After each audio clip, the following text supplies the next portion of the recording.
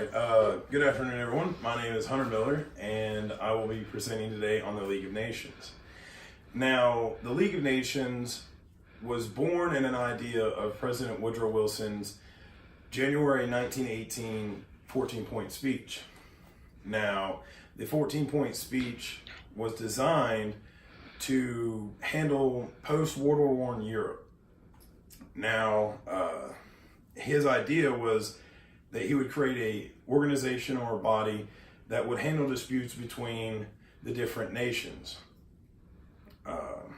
So in January 1918, he traveled to Paris, France, in order to work on the Treaty of Versailles. Now, it took 7 months of negotiating, and eventually came out with the Treaty of Versailles. And what that did is that was the end, was the official end for World War I. And what it had in it was the body and the groundwork for the birth of League of Nations. When President Woodrow Wilson returned from Europe, Paris, he was actually greeted with a Congress that did not want to sign the treaty and did not want to join the League of Nations. Their main reasoning for not wanting to join the League of Nations, was that by doing so, you give up autonomy and your ability to handle foreign relations.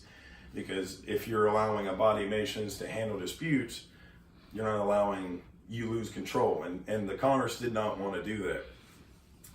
Now, he had a 27-day campaign where he did on a train ride. He tried to campaign for it and all that. When he returned to D.C., he actually suffered a pretty major stroke, and that pretty much ended his presidency, which it didn't officially end it, but it made it difficult for the rest of his presidency.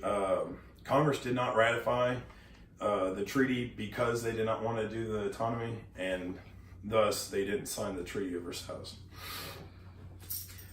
European countries were much more accepting of the idea of the League of Nations and signing it.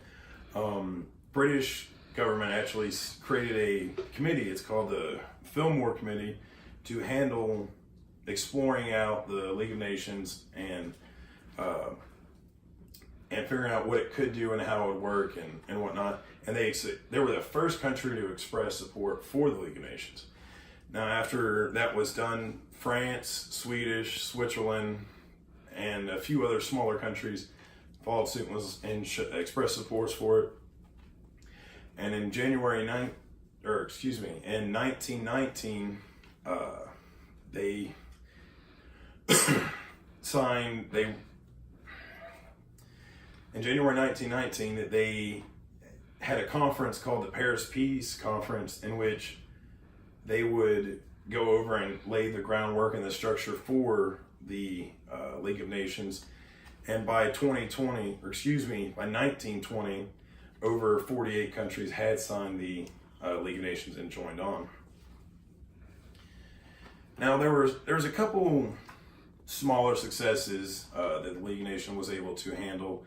One of them being when Russia invaded the Polish city of Vilna and occupied it and actually gave it to one of their allies. The League of Nations was able to help settle the dispute and return Vilna to the Polish.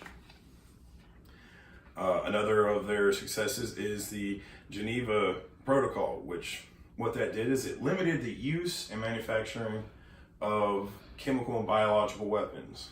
That was a pretty serious issue at that point in time, because nerve gas and all that other stuff was used in World War I, and it made it very gruesome.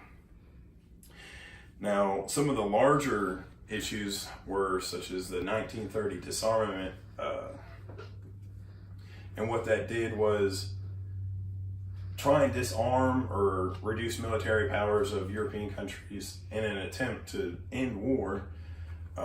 It was largely successful until Germany, and with Hitler at the helm, kind of broke away from that conference and in fact actually left the League of Nations.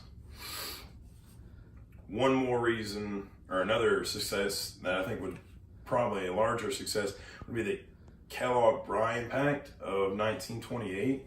And what that pact did was it outlawed war completely. It just made it outlaw.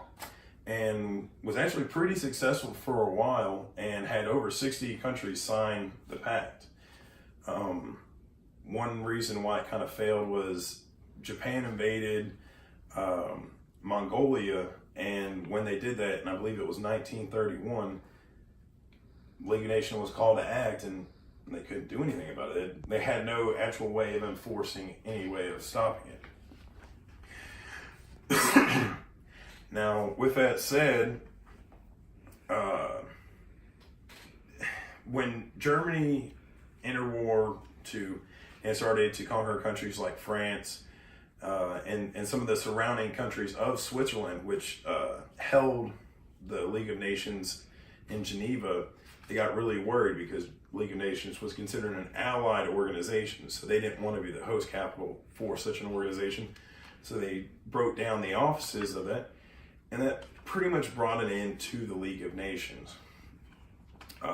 Now, in San Francisco in 1944, they had a conference in which they developed what is now known as the United Nations. And United Nations kind of took over and now covers essentially what the League of Nations did, thus resulting in not needing the League of Nations to come back. Thank you, everybody. That is my presentation. Thank you.